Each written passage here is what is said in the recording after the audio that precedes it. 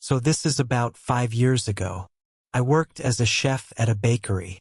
It was my job to make everything but the baked goods. Every morning the baker and I would walk in at about 4 a.m. and knock out all the food needed for the day. This would leave me ready to go home around 10 a.m. or so. This put us at the perfect time to deliver online orders. It was common for companies or other entities to place large catering orders with us. The baker and I would split them down the middle and deliver them on our way home. The delivery in question was for Bob, Rick, and Harry, attorneys at law. I have never delivered to BR&H before, but they were a regular of sorts. Every financial quarter they would hold a huge meeting. This meeting would require roughly $700 of bagels and bagel accessories.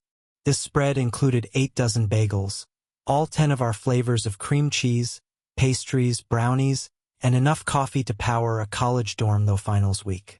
My passenger seat, entire back seat, and entire trunk are filled with food. Now BR&H is located on the 9th floor of a commercial skyscraper deep in an industrial complex downtown. Parking was non-existent.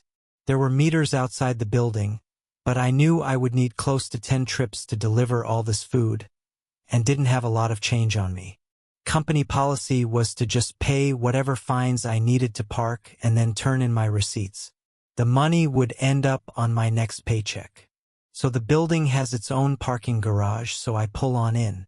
The security guard, let's call him Sam, stops me and says that the parking garage is for employees only. I happily show him my delivery invoice and offer him a bribery bagel. Never leave the store without at least 2. Sam refuses the bagel and says I can park in one of the guest spots on the bottom floor. The fee is $5 for every 30 minutes, minimum $10. I thank him and head to the bottom floor of the garage. So there are a total of 6 guest parking spaces. Just 6. All of them are taken. I head back up to talk to Sam when I see an open parking spot reserved for Bob, Rick, and Harry, attorneys at law. There are cars in every spot, with many spots being reserved for employees by name. The last spot is empty and is reserved for guest of BR&H. Perfect. I pull on in. I grab the most important part of the delivery, the coffee, and head to the stairwell. I get into the elevator and hit the button for floor 9. The elevator asks for my employee ID card. Well, crud. So I try the lobby. That works. From there it's 9 flights of stairs until I am outside the law firm of Bob, Rick, and Harry. After introducing myself, I am shown to the room where the meeting will take place. A table is set aside for me. I set down the coffee and head for trip number 2. That is when I see Sam talking to the receptionist. He runs over and starts shouting at me. I am putting a boot on your freaking car. I told you to park in guest on the bottom floor. I don't get a word in before he launches into a speech about security and how I could be hurting his building or people. That is when a very well-dressed man walks over. It so happens to be Bob, the Bob of Bob, Rick, and Harry's. Bob asks what is the problem, and soon the two are arguing.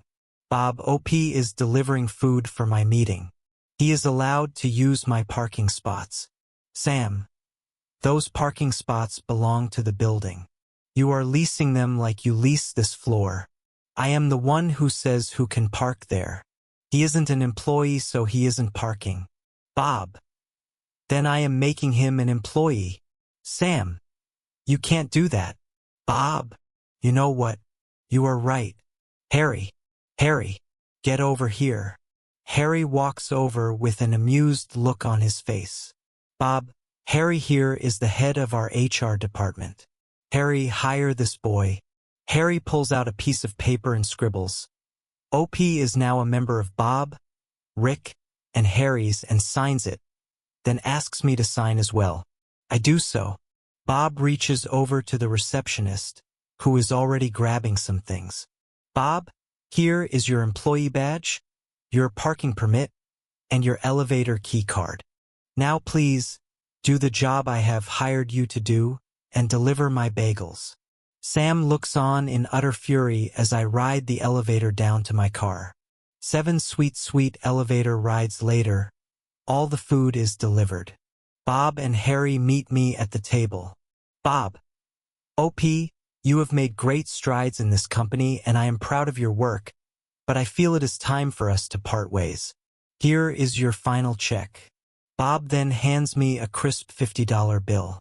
Harry, and your severance package. Now please be sure to return your badge and card on the way out. Harry hands me a $20 and sends me on my way. The receptionist is sure to validate the parking ticket that Sam gave me, and I head on out. On the way out, Sam grins at me and asks for my ticket. I place it in the machine in his station. It sees the validation I got and lets me out for free.